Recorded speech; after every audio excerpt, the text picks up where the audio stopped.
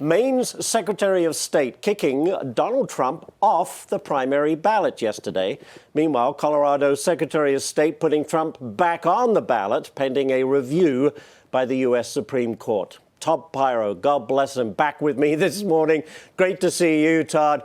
Are we going to see this kind of actions with Trump on ballots the whole election season? I mean, the ballot battle over Trump, I just have a feeling it's going to go on and on and on. What say you? I don't think it's going to go on that third on. The reason being, at some point, potentially sooner rather than later, the United States Supreme Court is going to step in.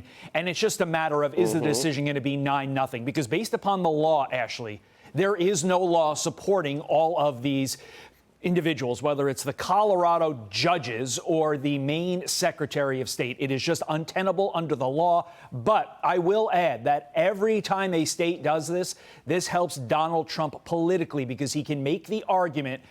Democrats love to say, I'm bad for democracy. They are trying to keep you, the voter, from deciding on the presidency. And that argument trumps, no pun intended or pun intended, every single time.